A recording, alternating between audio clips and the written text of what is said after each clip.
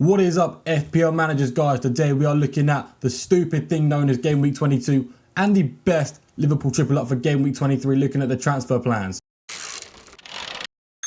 Now guys, going into the Game Week 22 results, I did not have a good game week.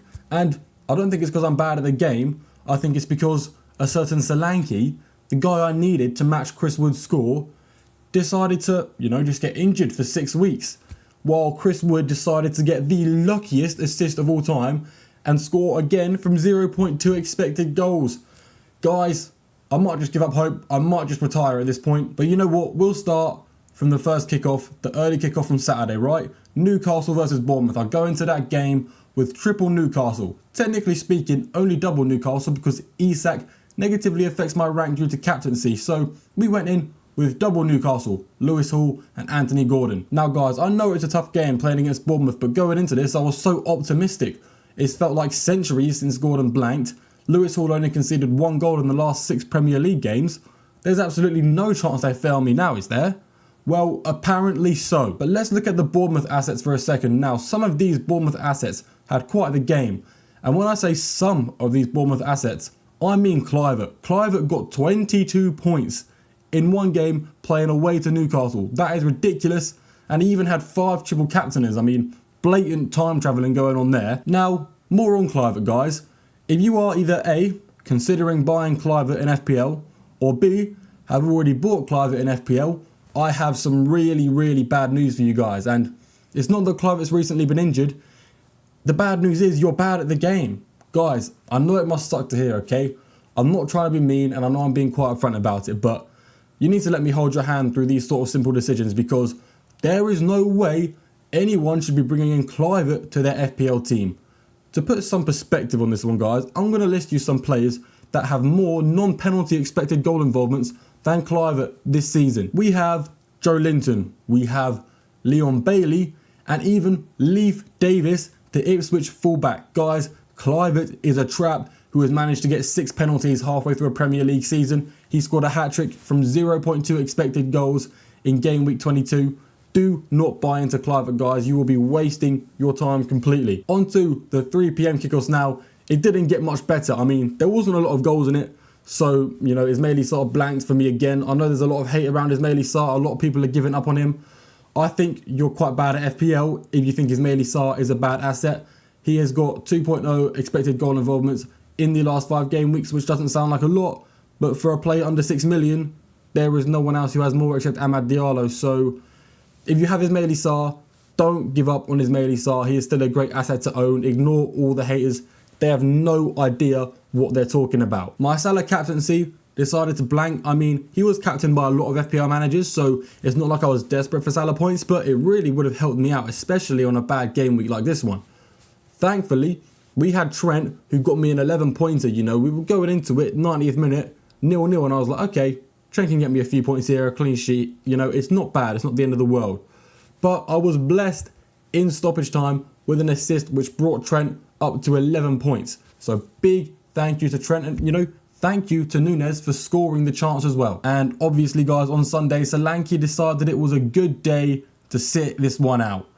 The time I needed him as an ultra differential, he decided he didn't want to play. So I was left with Mazraoui on the bench getting his points instead of a clinical forward like Solanke. So yeah, big thank you to both of you, Mazraoui and Solanke. You guys are the sole reason I suck at FPL. I mean, it's mainly because I didn't have Nottingham Forest players, but you don't want to buy Nottingham Forest players at this point anyway. Their fixtures are getting quite tough, so I think I'm in the clear. So yeah, guys, we've gone from 95k overall to something like 165k overall, 160k.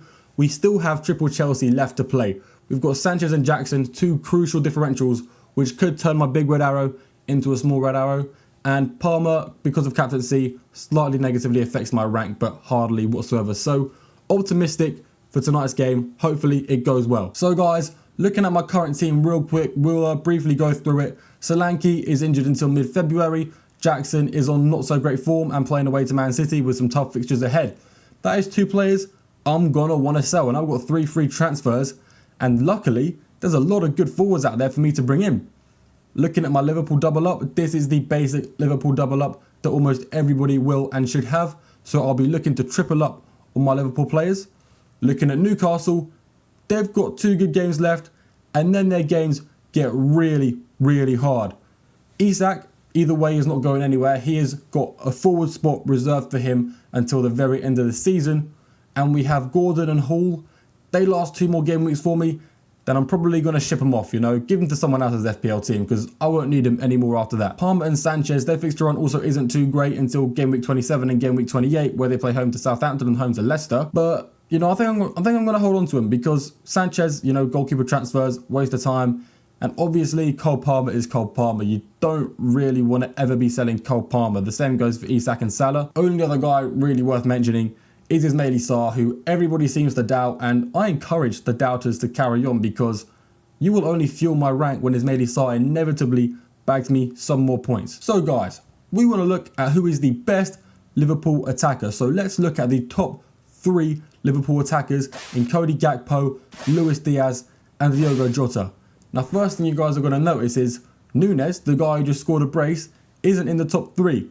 Guys, Núñez does not get any minutes. I mean, Jota's minutes are low enough, risky enough that we don't even want to be considering Núñez just because he came on as a sub and scored 2 goals in stoppage time does not mean he's going to get reliable minutes, okay? Let's be real with ourselves here. If you look at the minutes in the left, you'll see them pop up now and then. In the last 5 game weeks, Jota only has 97. Luis Diaz has done alright, started 4 out of 5 with 290 minutes. And Cody Gakpo has 411. Now, Núñez wouldn't be so bad of an option if Cody Gakpo wasn't such a great forward option. I mean, with Gakpo as a Liverpool forward, Núñez is made redundant because Gakpo is so much better. And looking at Jota, his minutes are so low, I wouldn't even consider him unless his expected goal involvements weren't higher than that of Luis Diaz, who has played 200 more minutes but somehow got worse underlying data. It is very confusing. The conclusion I have come to is that Jota, if you have him, he is a hold for now because, he's still a good asset, comes on as a sub and gets loads of expected goals. But if you're looking to buy a Liverpool attacker, your third Liverpool asset, you should be looking to either Gakpo or Luis Diaz. And guys, looking here, we can quite easily already tell who is better out of the 2. Gakpo with more minutes and better underlying data. He is the most reliable third Liverpool player for your teams. Now, you could double up on the Liverpool defence, but playing away to Bournemouth, guys, is not exactly the easiest thing in the world, is it? Let's be honest, Bournemouth are quite good. And then you have away to Everton, which isn't more of a likely clean sheet, but still, it's a derby. Everton could give them a tough game. So we should be looking for 2 Liverpool attackers, one to be alongside Salah. If you need to sell a midfielder, obviously you should look to Luis Diaz. You shouldn't just, leave a midfielder in your team that you don't like just to try and get Cody Gakpo. If it makes more sense for your team, get Luis Diaz.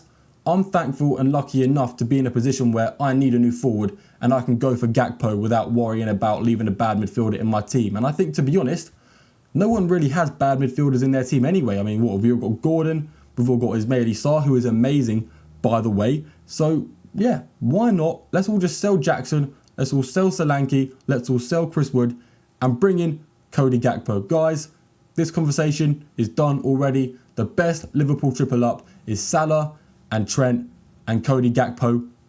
Arguably Luis Diaz if you need to sell a midfielder. So guys, on to my transfer plans. What am I going to do? Well, I'm really looking forward to these transfers I'm about to make. Solanke, who was about to play home to Leicester as an ultimate differential now being injured, is definitely heartbreaking stuff. Like, it makes me very sad because that was going to be some big gains there, but it doesn't matter too much because I can bring in Mateta. Now, guys, we've talked about Ismaili Sarr a bit, him being a great cheap asset. We didn't talk about his fixture run, so let's talk about it with Mateta. The next 6 game weeks are amazing. The best 6 in the league. So why would we not double up on the Crystal Palace attackers now they're finally in some good form? It will last you all the way until you either free hit in game week 29 or wildcard in game week 30. And Mateta scored 4 goals in the last 3. So, go for Mateta if you can, guys.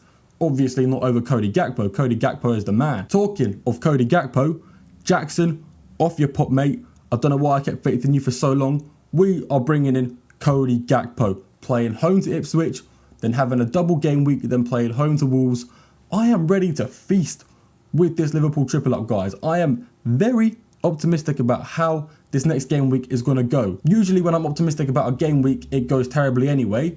But I've got a different feeling about this one, guys. I've taken a few big red arrows recently, and I'm looking to change that. So yeah, let me know what you guys think of my transfer plans. Do you think I'm making the right move?